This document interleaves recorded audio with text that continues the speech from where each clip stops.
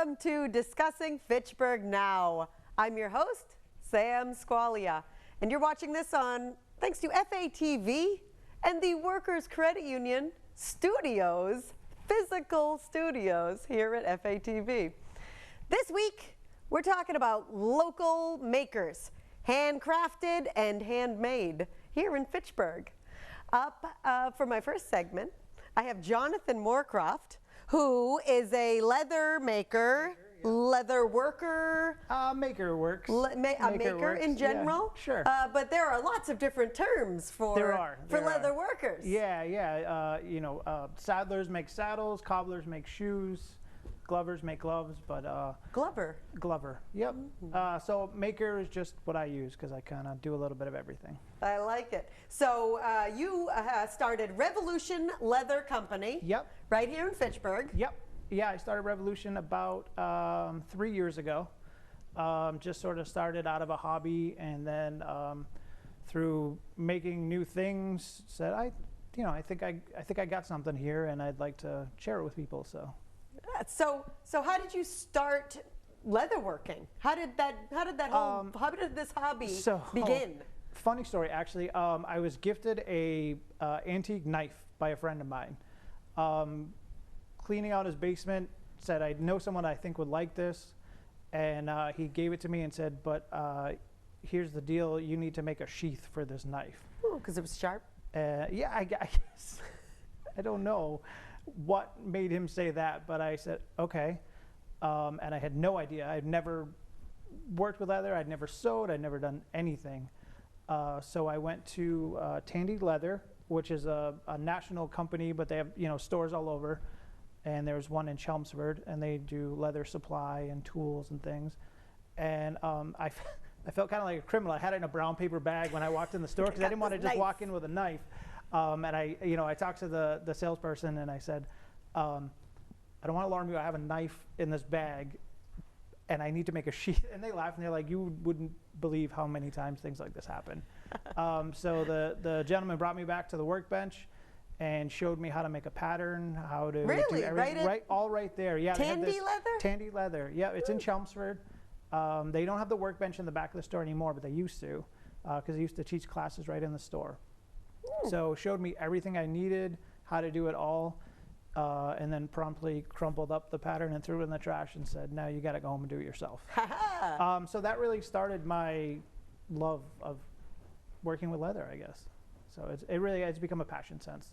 So how did the first sheath come out? Rough, but I still have it. I take it out every once in a while when I need a little inspiration, but it worked. So you made this leather sheath for this knife that you were gifted. Yeah, it was just kind of an antique, like. But you needed the tools, so you needed to buy some leather tools. Right. Yep. And the little punch thing for the stitches. Right. So unlike cloth, which you can just push a needle through, with leather you have to pre-punch. You can't just really force a needle through it. So you kind of figure out where your stitch is going to go, space it out, and then you pre-punch it. Kind of looks like a fork, and then that creates your holes, which are permanent. So if you screw up, it's ready to start all over again. It looks like a fork, so you punch more than one hole at once? Yeah, they have all different kinds. For making angles, they go anywhere from one hole all the way up to 5 or 6, I think are some of the biggest. And you just sort of line up the holes as you go, and then you sew through after that. So to make this first leather sheath, you had to buy a lot of equipment. I did. And you're Yeah. Well, I should make some other leather things. Right. I think I was probably over $100 in, just for this little, knife sheath. It's definitely not cheap if you're starting it as a new hobby. It's like anything. I would say it's like woodworking. You build up your tools, and once you figure out what you're doing, you buy some nicer tools. And before you know it, you have more than you know what to do with. But the nice thing about wood is you can always just sand out a problem. Right. Or you can kind of cut off a problem. Right, yeah. Can you do that with leather? Not so much, no. Depending what it is, you may be able to slim down something a little bit more. but generally if you screw it up, it's screwed up. So there's a lot of waste at times. Do you utilize waste material for other projects? I do. So I keep just like a bucket, just like a 5-gallon bucket, and the excess cuts or if I screw something up, I throw it in there, and that's what I use to practice. So if it's a technique or a tool or something I've never used, I can go in there and pull that out, and then I'm not using a brand new piece. Or if it's just a smaller piece, like the loop on the belt for your belt keeper. Like this guy? Yep. So that I make, that's actually, the loop itself is hand sewn in there. Oh yeah? And I make that out of the excess from making the belt. Aha! So this belt is all handmade? Yep. Except for the buckle. The buckle? Right. So that starts out life as a whole side of leather, which is roughly half a cow, if you wanted to think about it that way. It starts out as half a cow. Yeah. So if you picture a cow from the backbone down to the stomach, like a sideways view, the term is a side. A side. A side makes sense. Is the side from the backbone to the side. Right to the down. Yeah, to just about the middle of the stomach, and then that from there you cut strips to make a belt, or bigger squares for other things. Does it matter which way you cut, this way or this way? It doesn't, but one of the things that I do is I look for the area that has what I call the most character. So each side has its own distinguished marks. Cows, or like this is made from bison. Bison. They're free range animals, so they get bug bites, they have scars from injuries, things like that, and all of that shows up in the leather. So I try to take the part I think looks the best, has the most character, and select that. So it may be this way, it may be that way, kind of all depends. So this belt, this is one piece? It's one piece of leather, yep. How do you make the edges all round and smooth? Once I've cut down the length that I need, there is a tool called an edge beveler. So it goes down and it just sort of shaves off that edge, and I do that top and bottom. And then there's a material that's called tokenol. It's from Japan. It's made from tree saps, I think. And you sort of massage that in, and then there's another tool called an edge slicker, which looks like a dowel with like grooves cut out of it. They start small and they get bigger, and you just sort of select it, and you rub it back and forth, and the friction from the heat melts it basically. Yeah. I mean, if you think about it, leather is it's skin. So like you get a sunburn, same sort of idea, I guess. Not to be too graphic about it, I guess, but so the rubbing back and forth, the friction. Burn. Exactly. And then the tokenol seals it, and the edge slicker produces the heat and everything, and it gives it that nice smooth edge. So the belts you make, do you make them to order, or do you make? I do. Yep. Do you make a lot of like extra large? I do make them in that traditional size. Like if you go to a store and you have, you buy it by your pant size. 36, right. 34. Whatever it happens to be. I think the general rule of thumb is like one size up from whatever your pants are, which would have saved me a lot of time buying belts in my life if I had known that.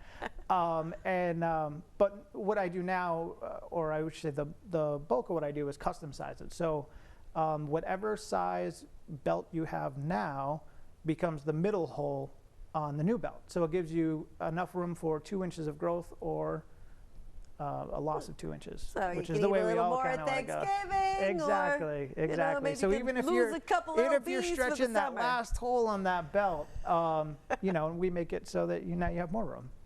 Smart. And so, so you make all kinds of different leatherware. This bag looks really intensive, that's a tote bag that I made. So that's a different kind of leather. You'll notice it feels a little different than the belt, but is this like a purse? It could be a purse, just you go in a work bag, you throw a laptop in it. Got a little keychain? Yeah, I put a little ring in there. Sometimes I throw a clip, depending.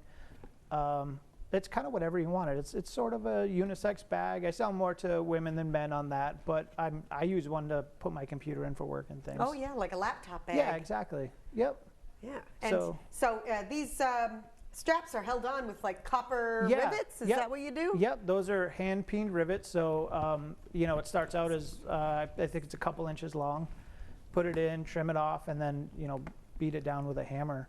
Cool. And so those. And it's all hand stitched. Yep. All these. Every one of those stitches. All these pockets. Everything is done by hand. Yep. Yep. Hand stitched. That is cool. And we have wallets. Yep. Those are just a little, you know, minimalist front pocket wallet.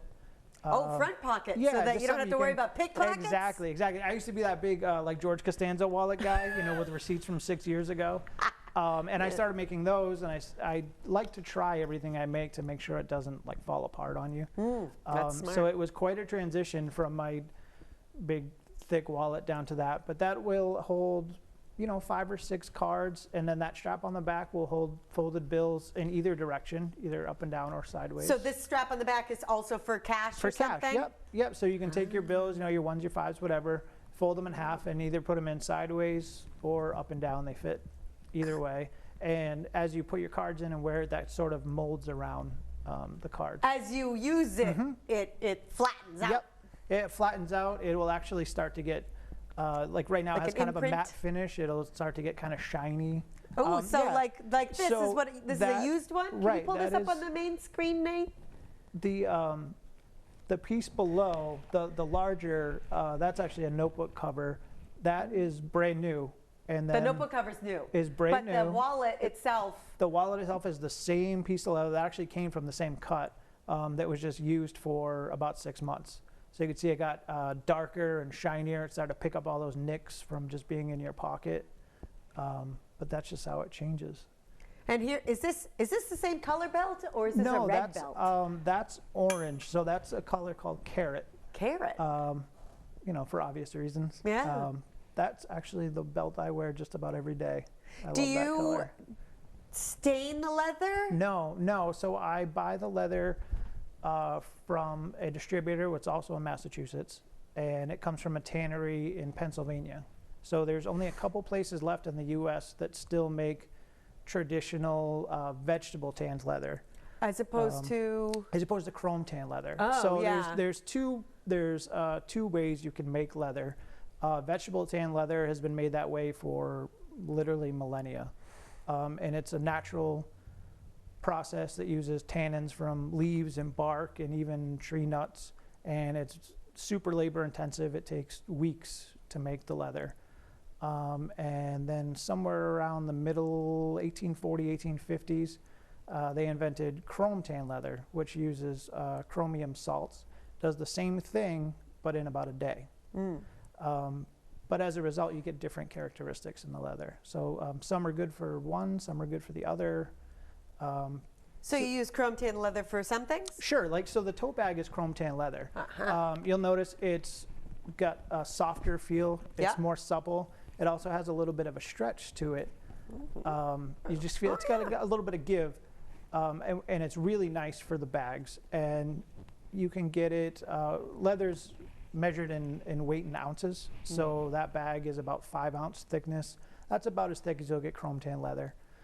Vegetable tan leather goes all the way up to nearly 1 inch thick. 1 inch thick? Yeah. For like horse things? Yeah, so the skin, the hide on the back of a cow is at its thickest point down the middle of the back, and it can be almost 1 inch thick, depending. Wow. I know, it's kind of weird. Wow, 1 inch thick. So, cool. And so, like I said, just different characteristics used for different things. Most of your fine shoes are made from chrome tan leather. Chrome. Yep, because it's softer. Because it's softer and stretches. Yeah, so all your major, you know, you think of your famous shoe brands, you have Jimmy Choo's or whatever, and all the way up to your famous bag makers, so Louis Vuitton, Coach. These generally are all. These are probably chrome. Those are chrome. I can tell just by looking at them. You won't find vegetable leather that thin. Thin and supple. Yeah, so the belt is vegetable leather, just to draw a parallel. Oh yeah. And you can just tell it's thick. It's thick. It's just not as pliable. Feels strong. It doesn't have that stretch. Yeah. Yep. So Revolution Leather Company. Yep. We can go to revolutionleatherco.com. There Yep. it is right on the screen. Yep, that's the website. And you can find out more information Sure. and Yep. how to purchase. Yep. You're doing a lot of craft shows now. Yes. I saw you at the Crafts and Drafts at Yep. River Styx Brewing. River Styx, yep.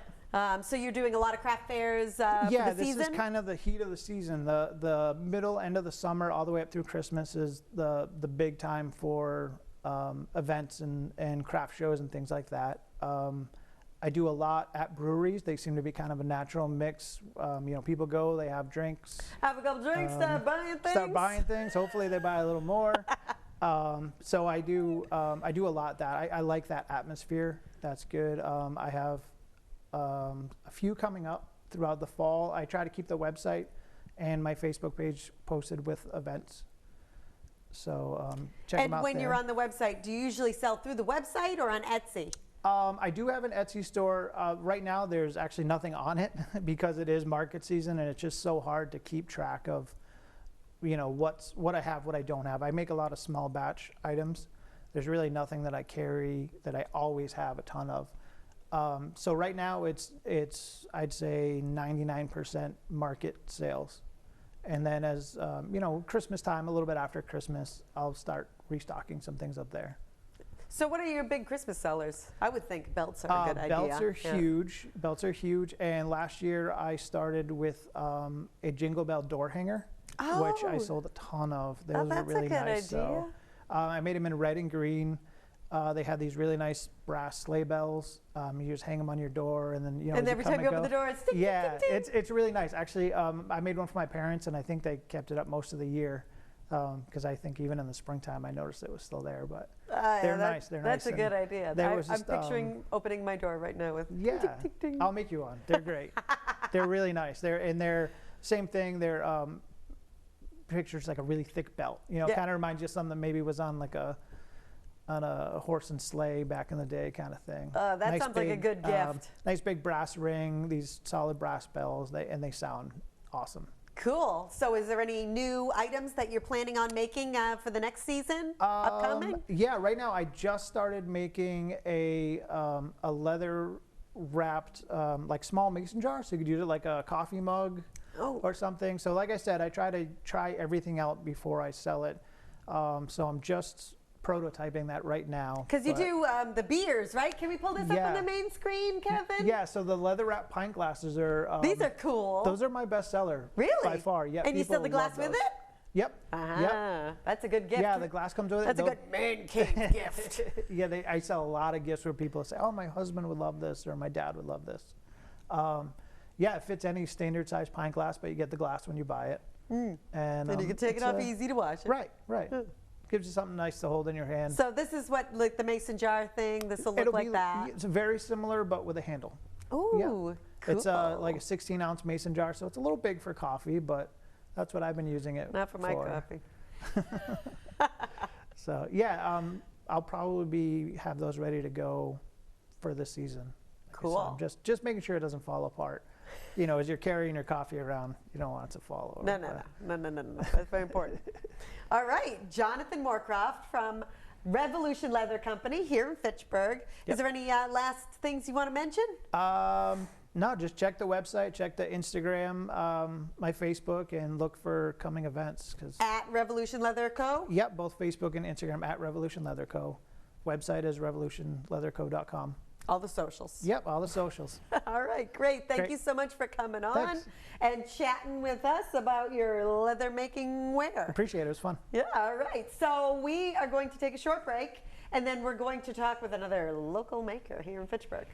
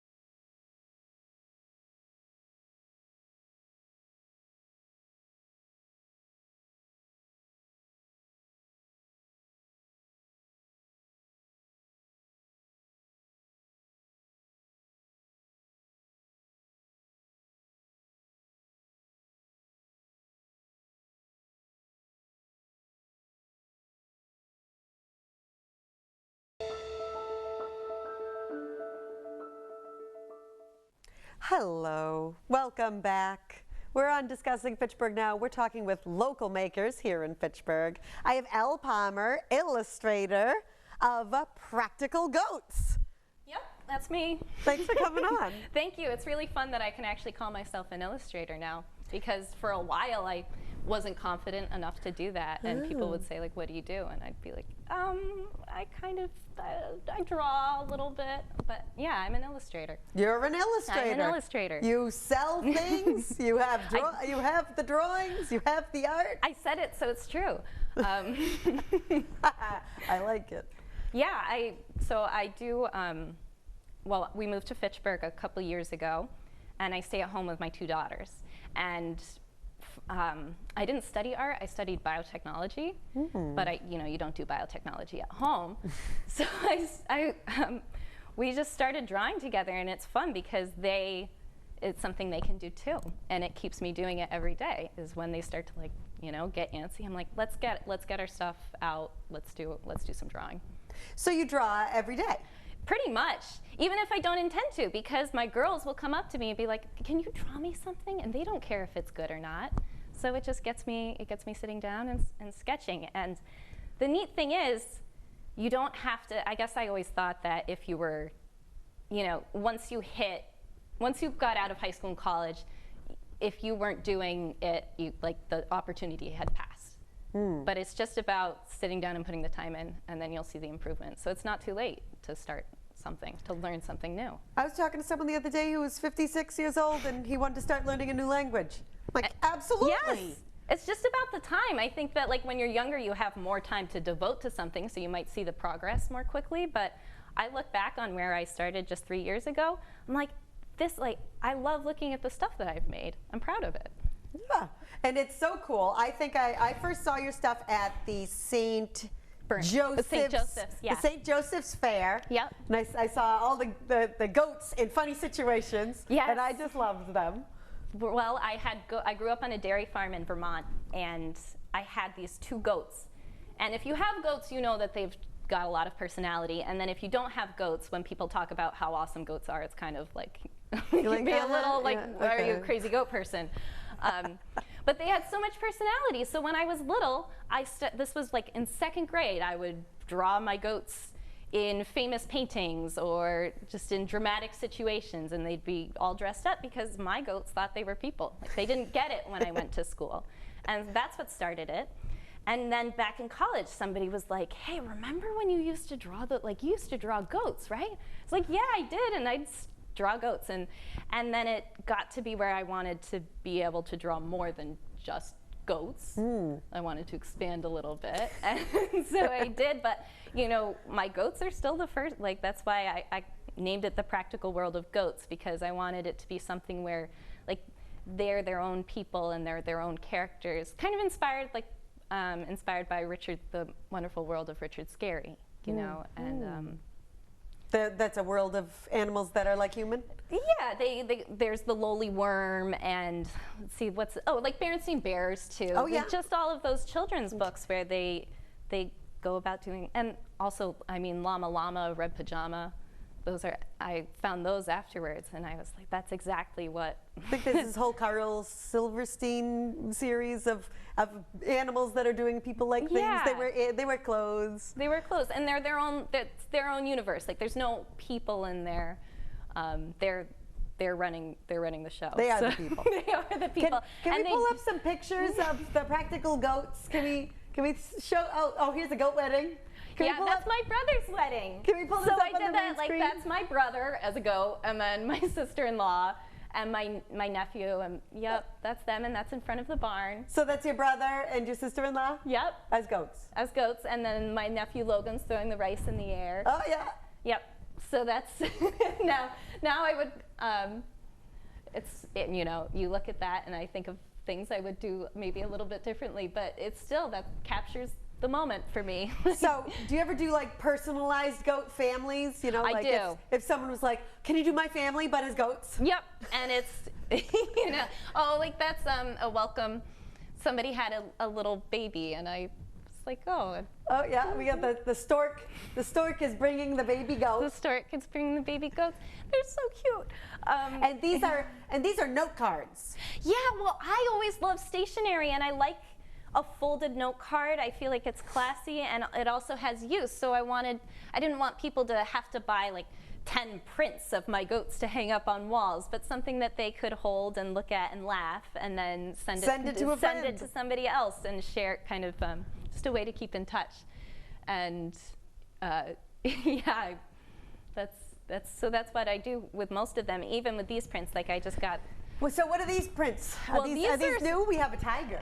Yeah, so I do a lot of work on Instagram because, well, it's just a great platform for sharing your work. Yeah. And also, I get so inspired by seeing other artists and prompts. And every month or every October, they do an Inktober, where there's a Inktober on Instagram channel. On Instagram, yep. And every day is a different prompt, and it's a way to kind of draw. Oh, like today is Tiger Day? Well, I don't know that. I think that was, it's loose. You don't have to follow it exactly, but I think this one was maybe injury.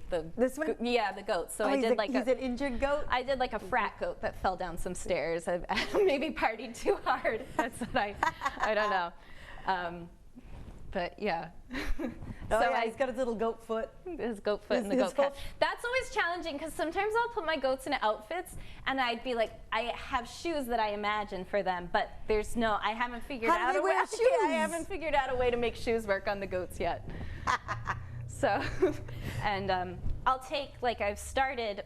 All of these were drawn digitally, so I have a tablet that I hook up. All of these? Yep. These are digital drawings? Yep. This one, actually, I played around with Illustrator, where it sort of converts your drawing into this more, chunky graphic lines. But it converts really well to printing, because the colors stay so vivid. Yeah. But I've found that there's nothing as therapeutic as there's something about like holding your craft in your hand and working with paper that's relaxing. And I still do a lot of if somebody orders a drawing, I'll do that digitally because I can get it exactly how I want it. Yeah. But what's the most fun for me is doing the ink drawings on paper. And I actually brought that tiger one to the printers. I go to Minuteman Press in Fitchburg. Yeah. And they scan it in, and I can get that on cards now too. It's just all the stuff that I thought was impossible. So this is done with like an ink pen and then like gray watercolor? So you just add water to the ink. Oh. And it's so fun.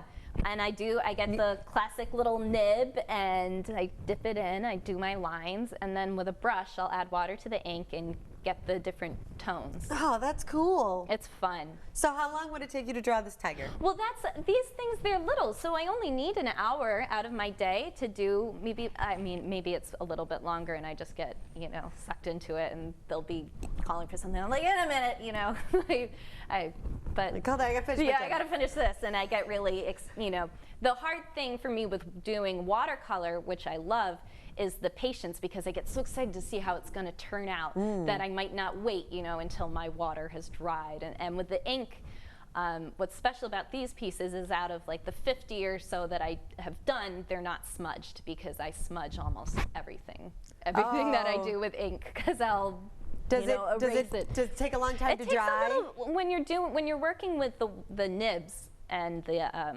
the calligraphy ink. The lines take a little bit to dry, and I get carried away, and I'll leave a smudge. But it's like my trademark. It's like trying to paint your nails, and you forget. Yeah, I know. I went to do it today, and I had to take two of these colors off. Yep. See? So you can go to practicalgoats.etsy.com to see Elle's shop on Etsy with the different items, and you can contact her personally for a custom. Goat. A custom goat. Custom tiger, pig, or whatever. And if you go on Instagram, you can message me there, and pretty much anything that you see, if you like, I can get a print made of it. Or if you see, because more of my people drawings are on Instagram, where I'll do. Oh, you do actual people drawings? I have gotten to the point where I can do people, yes. So my friend is getting married on Friday, and I did like a little caricature, cartoonish, like a Disney princess drawing, except of them getting married and they have their little dog in there too. And it's really fun to be able to do people because, I mean, I will always draw goats, but sometimes there's stories that I want to tell with my drawings that are people. And it's also, now that I have two little, you know, my girls are maybe my goats now. Yeah. Like they're my inspiration now. So like the little girl playing With in the the little mud. girl in the mud. puddle? Yeah, In the puddle? like that's Penelope and Cecilia kind of in one. So Yeah. She's getting dirty. yeah. Yeah, she's in her fancy dress, but she's That's playing with kind worms. of like the Shel Silverstein books. Yeah, it a does little look like bit. yeah. That was that was my Shel Silverstein. And what's so fun is now that I have kids, I'm reading all of these picture books again, and it's so inspiring to see, just to look at what people who have devoted their whole lives to getting really good at drawing, what they can make, and how much it influences I think we you. have a picture of a person. It's like a mermaid. My mermaid. Yeah, oh my God! I got the mermaid. That's why Can you pull and that that's- up? Oh here my we God! go. This is almost like Disney princess like. Can we Yeah, pull this up on the main screen? I kind of did this as a joke because I have 3 older brothers, so my other sister-in-law, I was drawing all these gorgeous, like, frilly, happy little mermaids, and then I was like, for naughty, I'm gonna do like, what is her name? The Holly Berry Storm meets mermaid, yeah. because she does CrossFit and stuff. But that was the other thing too on Instagram. Everyone was drawing mermaids for Mermay. Oh, and Mermay. There's Mermay, Yeah. Inktober. And I was like, oh, I want to do that. So I had to be able to draw arms and hands. So not hooves. No hooves. I think I did a couple maybe goat mermaids, but that was mostly for me. Yep, that's naughty as a mermaid. Goat mermaids. That was funny. Nice. Her. So have you ever considered illustrating a children's book? I would love to. I would love to. And that's one of those things where you probably just have to sit down and do it, because I tell myself, oh, well, when I'm a little bit better, I'll do that. I just need to practice this a little bit more. But Confidence. right, you know, I look at the Roald Dahl drawings for Charlie and the Chocolate Factory and the BFG and everything. You wouldn't consider those to be the most technically amazing illustrations, but they're synonymous with those books. And you could feel the emotion in the drawing. They're just simple line drawings, and that Quentin Blake managed to just he made those so amazing. Come to life. Exactly. Yeah, brings the story to life. And a lot of the illustrators, they don't write their own books. No. But a writer doesn't illustrate. Right. So you know. You need the two. Yeah. Yep. I mean, there's a couple stories that I can think of just from the kids, and then but again, you go to write it, and just sitting down and doing it, I think, is what it comes down to. But and in my styles also, because I'm so new to it, I feel like every year it's changing just a little bit more. So like these little the pigs. pig. So Diane, My daughter likes the pig. The pig. My neighbor Diane Sicard, she does fiber arts actually, and she's doing those open studios on. Of which you'll be setting up at Diane's open studio. I'll be at Diane's open studio. But she said, Ellie, could you? Because I was doing stationery. She's like, I would just love a set of stationery with some of my farm animals in it. Oh, so this is Diane's pig? Well, this is. Hers are her ponies, those ponies in the farm animal sets. Those are Leo and Cody. And the pig was the coloring's not the same, but they're inspired by Diane's pigs. And then I did a duck, because the ducks are my favorite poultry. And a chicken, Lady Hen. That's what I call, whenever I think of that one, I call that Lady Hen. And she's kind of like my. With all animals, there's people that I kind of put into them. So the hen is, like the pig is kind of like my husband a little bit, except he's super fit and you wouldn't know. But that like happy, contented smile, like that reminds me of Carl a little bit. And then, yeah, your husband got second place, pushing the two girls and the Fitchburg Veterans 5K over the weekend. He's not a hog or anything, but that's Carl's But he pig. gets messy? No, yeah, I remember he liked that. He said, you should, when I was drawing it, I remember he looked at that and he was like, I really like that pig. And so when I was turning it into color, like I was he's thinking so happy. of Carl. Look at him. Look at his smile. He is content. He is so happy. He's content. Cute. So what That's my shout out to Carl, my husband. Oh, there he is. Yeah, look at how happy that pig is. Oh, he's so happy. So what can we expect next? Well, I mean, Inktober is a couple weeks, not even. So ink. So follow you on Instagram. Follow me on What's Instagram. What's the Instagram handle? Practical World of Goats. Practical World of Goats. Practical World of Goats on Instagram. And you can do Inktober too, because everyone can do it. Everyone can just take their pen. Like hashtag Inktober? Hashtag, and there's an Inktober official account and everything, but it's so fun to see. I mean, everything looks good in black and white. So you don't need to do the ink with the fancy calligraphy thing. You just take your pen and do a little doodle if there's something that kind of comes to mind when you see the prompts.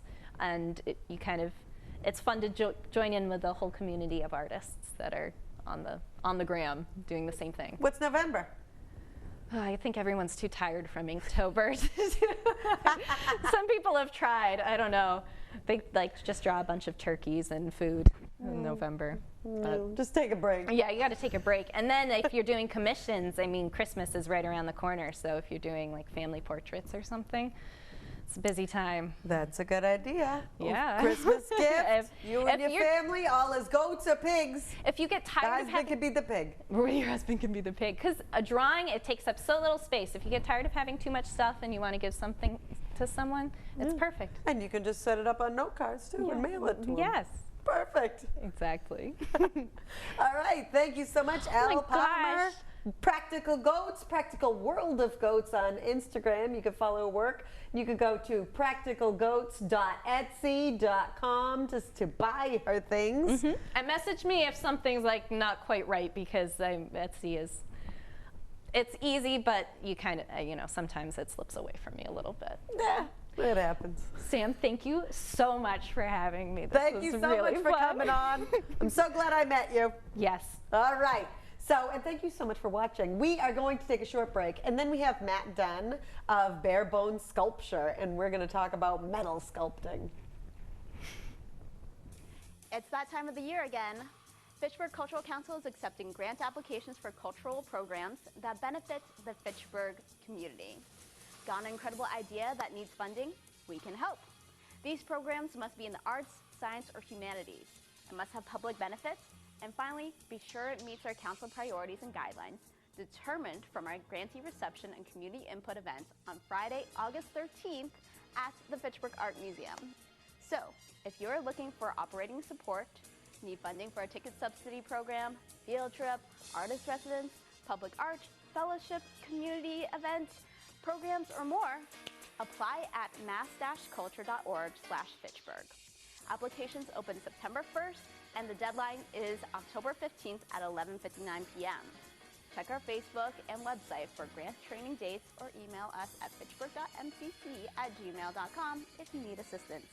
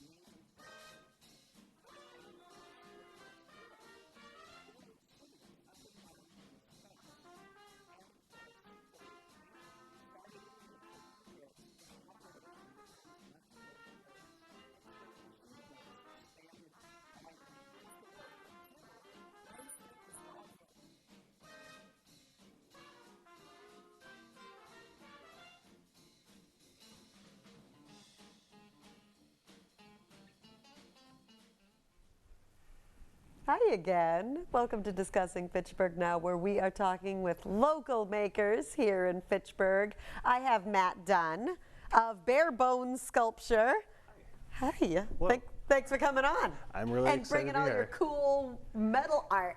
I love sharing. Thank you. Ah. So you have been making all kinds of cool things in the past year that I've been following on Facebook. And what you are just welding and sculpting, all kinds of new things every week, it seems. Yeah, I have certainly had a lot of free time to dive into my passion. I worked as a metal fabricator in Elle for 3 years, where that gave me tons of scrap metal to work with, and that let me sculpt. And when COVID hit, I was laid off, and that let me dive full force into making sculpture. So since then, I've just been in the garage every day and making things and selling things. And the more I put into it, the more I get out of it. And it's just so rewarding. So you were working as a metal fabricator, and you were kind of doing this on the side as a hobby. Yep. So I listened to a podcast. It's called Don't Keep Your Day Job. But this, like the day I heard that, I went home, posted some sunflowers I had made on my Facebook page, and then that day someone's like, oh, I want to buy those. And then that let me get some welding gas, and then that kept me going. And then I started bare bones sculpture, and it's just always an adventure. Why is it bare bones sculpture? So in college, my final project, we had to make a skeleton, and I love bears, so I made a life-size bear skeleton. And he became my mascot. Right after I graduated, I put him in the Fitchburg Art Museum. Oh, at the regional craft fair? Yeah, so he actually won first place in the sculpture category, which was like hugely motivating for me. Well, he was big too. He was like he's 5 foot life tall. size, like just a big bear skeleton. So he became my mascot. So he's bare bones. He's bare bones, B-E-A-R. Like the animal spelling. It's kind of a pun. But he's so much fun. So making him and getting that really inspired me to like show me what I could create. And I just never want to stop. It gives me so much purpose. So is this what you do full time now? It is. Oh, cool. So I'm trying to make like my passion my full time. So that's always an exciting thing to do. So I just have to talk about like my purpose. Like I believe that we only have one life. Like, well, we all do, obviously, but it's like really precious. And so we kind of have to like dive into ourselves and find what we're really good at. And like, I love sculpture. So I feel like it's my purpose to just make sculpture until I am no longer here. But then knowing that these will be around many years after I'm gone, like that's my legacy. And so that's part of my purpose. So what do you love about sculpture? I love like just being able to make like a little dragonfly. This has a whole story, but I love being able to like give it to someone, and then that becomes part of their home, and then maybe able to pass it, bring a little smile to them, and I just love making like a little whimsical moment in someone's day. Like that thrills me to no end. I got myself a bare bones dragonfly, and he is red, like Fitchburg. That's why I chose it. It was also part of my Pride series. Oh yes, where we have all the colors of the rainbow on the dragonflies. I love it. Thank you, but especially chosen for you. Thank you. Thank you. I love him. And so you sell things on Etsy. Is that your main store? So definitely I recommend anyone definitely starting, especially for smaller items. Etsy is a great way to open up a shop, but there's tons of other ways to do it. I also take commissions. I love when people ask me to make something, like especially this huge lobster sitting here. So this lobster was a commission? It was. So this is my second lobster. And I like just love nautical everything. You want to hold them up so we can see? Because he's so cool. Then I could kind of talk about the process a little bit. Yeah. So how do you make this guy? This lobster was made out of beer kegs from Wachusett Brewery. Oh, cool. I got a nice connect there. But I plasma cut all the parts out, drew it out with soapstone on the keg, plasma cut, grinded and nice and smooth, and with my MIG welder, welded it all together. And So it's stainless plasma steel. cutting, grinding, MIG welding. Yep. And then banging? And that, yeah, so it kind of looks like copper, and that's because I took a map gas blowtorch and a ball peen hammer, which is a rounded hammer, and I just like went at it, and it gave it this like nice texture. Yeah, he looks like a real lobster, like he's Then- lived a long lobster life. Oh, he's so happy, and then he hangs up on a wall. Oh, he's got a hook So, yep. So from his claw. definitely one of my favorite pieces. Oh yeah, and I love his little beady little eyes.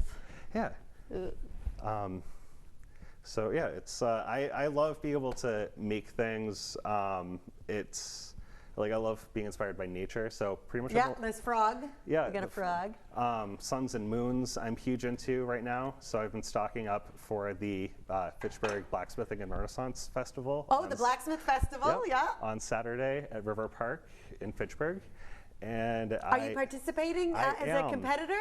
So I'm being a vendor. A so vendor, I okay. am selling things. So I've been stocking up, especially on the suns and moons. Yeah. So That's a popular Yeah. gift item. I love things that resonate with people, but especially like things from nature, which I'm inspired by. But like I feel like everyone like just feels like aligned like to something, and I like finding that like what people love and then making that for them. And I feel like suns and moons. I have a tattoo of a sun and moon, so I'm like very into them. So I love making like what I love too, as well as what other people love. But I find if I'm interested in it, that it just becomes like so much better, and then people will like pick up on that energy. But I always love making things for people, and Like this nautical theme. I love these anchors. Yeah. People, it seems like you make a lot of anchors. yeah. So that was one of the first things I started making. Anchor, that was the first? Yep. Oh yeah, look at, you can see, can you pull this up so- on the main screen? You can see so- all the anchors in the background. Look at them all. That was a production of anchors I made. So it's I was trying to think of like how do I make money like off this? What do I do? So I started finding like one small design that I could ship easily, and that's like a low cost, so I could mass produce it, and then people would like be more likely to buy it. And like anchors, I feel like being in New England, like Oh, everyone, yeah, we're everywhere, Maine and New yeah, Hampshire. just nautically inclined. So that's definitely one of my favorite things to make. And recently I've been making Anchors. like huge anchors. I saw one picture you had on Facebook. We had a huge anchor. Yeah, That so- looked cool. So that's awesome. And Oh, here is this the bear? yep. So Is this this bare bones? Yep. This is Bare Bones. He's the life-size bear skeleton. And on my left is Scrap Matt, which is Scrap Matt? Yep. So he's a self-portrait, kind of like a power pose. Oh, he's you. Yeah. And this was in a dispensary in Chelsea, just north of Boston. Oh, cool. And so they spent a little time there. And it's just always, I always love just being able to get my sculptures out of like my back room and like into the public's eye. So Bare Bones won the first place in sculpture, like I said, but recently I applied to the Fitchburg Art Museum's recent exhibition, Yep. and my sculptures actually didn't get in. I made this huge heron and huge dragonfly, Didn't get inspired in? by my parents. So he didn't get in, and you know we always have those Next no's. year. But I put them on my front lawn, like right on Franklin Road. So it's like thousands of cars like just pass by him every day. This huge heron, and I made a giant turtle, and like that's given me some marketing traffic too, which Yeah. is great. I saw you posted it like in discussing Fitchburg Now. People go like, where is that? Yeah. So it's just I love like being able to take these like giant steel sculptures, put them on my front lawn right next to the road where people walk by, and then it just gives them that moment of like hopefully happiness, like a little spark, like some kid gets off a school bus and they're like, oh wow, like that's pretty neat. Like I haven't seen that before. Like I just hoping that brings joy to the world. It's placemaking. You know, Yeah. people are just engaging more with their place. Yeah. You know, especially as it changes. The Blacksmith Festival does this really well with the 4 sculptures that they have. You know, in the downtown, they have the guy that's bent over like this, the woman with the boobs that are hanging down to here. There's the dragon, and there's one more. A guy with a hat. Yeah. And So whenever you see them, you know Blacksmith Festival. Yeah. So I've been trying to break into the public scene too. So any way I could get into with Fitchburg and like put sculptures out there so more people can see them. But yeah, right now my front lawn is my gallery. I could just like do anything I want with it. Do you make special metals or things if they're going to be outside? So definitely stainless steel I'm breaking into with the kegs is a great material.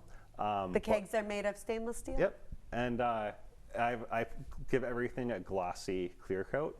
So it definitely helps and protects the normal steel from rust.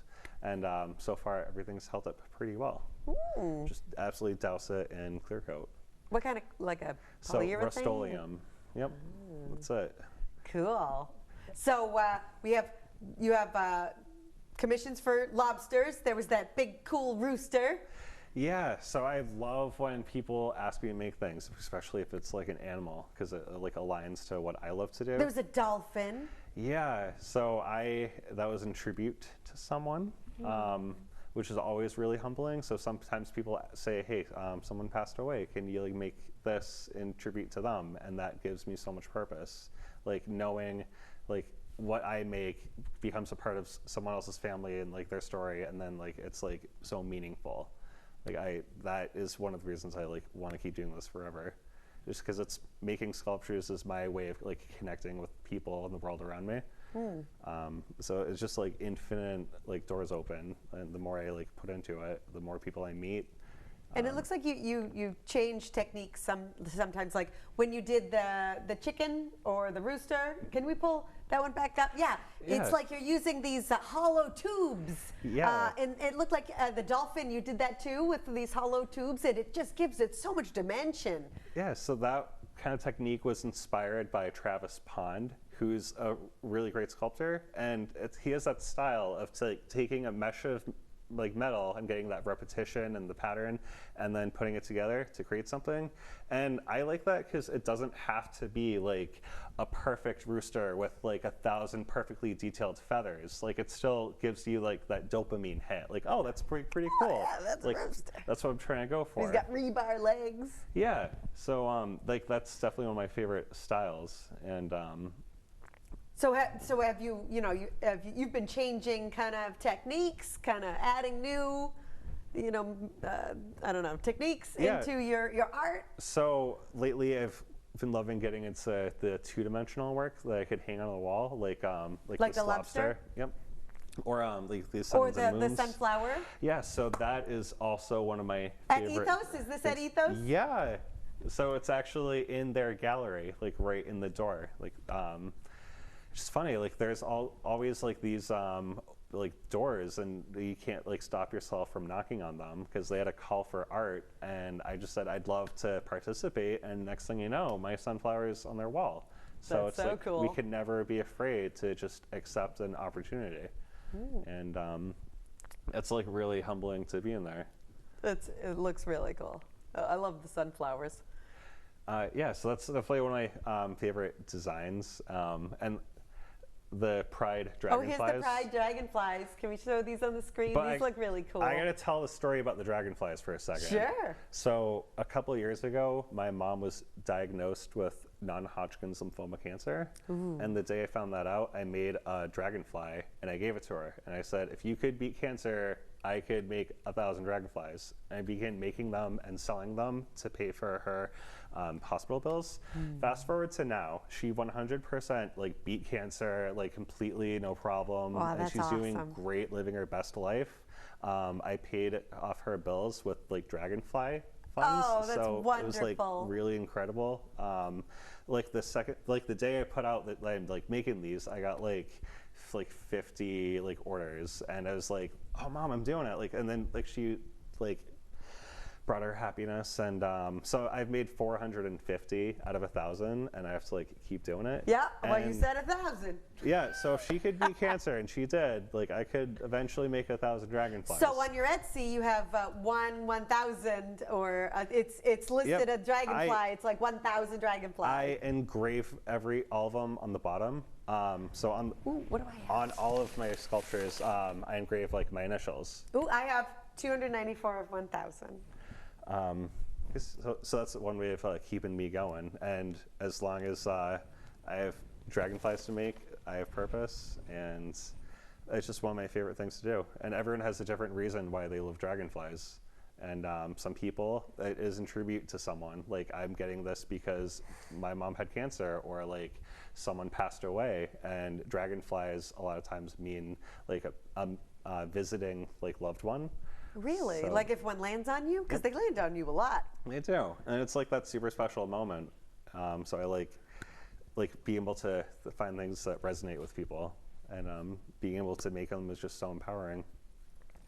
So the dragonflies, labor intensive to make, or I have a production, so I could make about you kind of set up your dragonfly line? say 5 in 2 hours, but I could like get faster. So I make the wings all first in a huge batch, and then I like welds the base or stand, and then it's about like just getting in the repetition of like focusing on one thing, and then you could like make more. It sounds really cathartic. It Like is. You can just kind of listen to music and make the wings.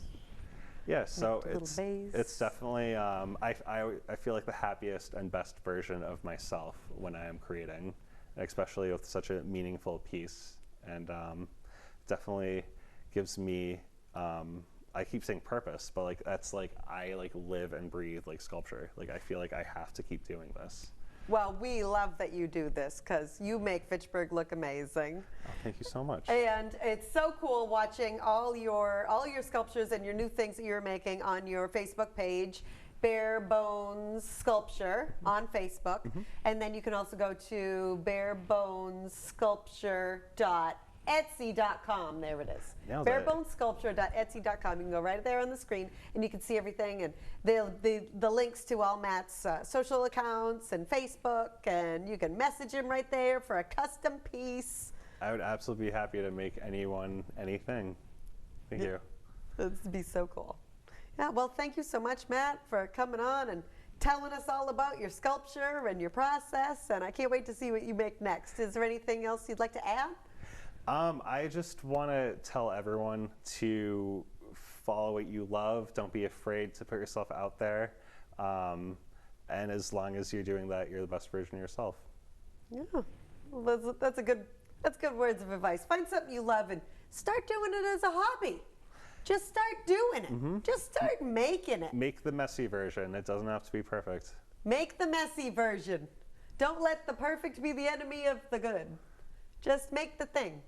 Yeah. And then you can refine it later, and who knows, maybe you start making it more, maybe you start making it all the time, maybe next thing you know, your garage is your business. You never know. 6 years ago, I considered myself a photographer, and then I just started getting into the sculpture, and like now I'm just trying to make it my full-time job. So we could do anything. All right. Thank you so much, Matt, from Bare Bones Sculpture, and thank you so much at home for watching Discussing Fitchburg Now and learning more about the people in your community. We will see you next time.